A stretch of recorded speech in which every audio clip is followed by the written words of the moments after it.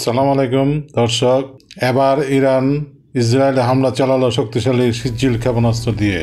Iran ও ইসরায়েলের মধ্যে চলমান সংঘাতে বড় ধরনের উত্তেজনা তৈরি হয়েছে ইরানের নতুন অস্ত্র ব্যবহারকে ঘিরে। তেহরান নিশ্চিত করেছে তারা প্রথমবারের মতো ইসরায়েলের সামরিক স্থাপনাগুলোতে হামলায় সিজ্জিল ক্ষেপণাস্ত্র ব্যবহার করেছে। ইরানের ইসলামী রেভলিউশনারি গার্ড সরাসরি এই ক্ষেপণাস্ত্র ব্যবহার করে হামলা চালিয়েছে। সিজ্জিলের সর্বোচ্চ পাল্লা আনুমানিক 2000 কিলোমিটার। এতে করে এটি ইরানের পাশাপাশি দক্ষিণ পূর্ব ইউরোপের কিছু অঞ্চলকেও আঘাত হানতে সক্ষম। সিজ্জিল হল ইরানের নিজস্ব প্রযুক্তিতে তৈরি একটি ব্যালিস্টিক ক্ষেপণাস্ত্র। এটি ভূমি থেকে ভূমিতে নিক্ষেপণযোগ্য ও 2 ধাপে চলে, অর্থাৎ উৎক্ষেপণের পর 2টি ধাপে গতি নেয়। এই ক্ষেপণাস্ত্র কঠিন জ্বালানি ব্যবহার করা হয়, যা তরল জ্বালানির তুলনায় দ্রুত ছোড়া ও সহজে সরানো সম্ভব করে। এতে দ্রুত হামলা চালানো যায় এবং শত্রুপক্ষের আগাম হামলার ক্ষেপণাস্ত্র ধ্বংসের আশঙ্কা কম থাকে।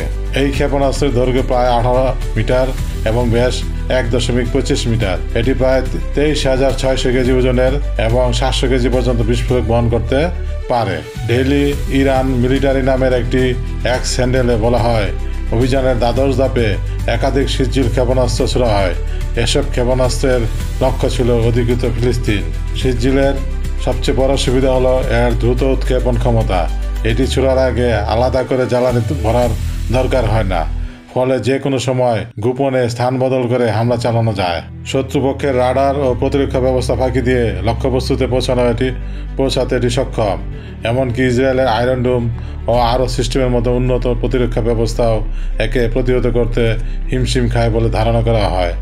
তবে এই ক্ষেপণাস্ত্র সঠিকভাবে চালানো বা লক্ষ্যবস্তুতে আঘাত হানার দিক থেকে কিছু সীমাবদ্ধতা রাখে। ইরানি প্রকৌশলীরা এই সীমাবদ্ধতা কীভাবে দূর করেছে তা স্পষ্ট নয়।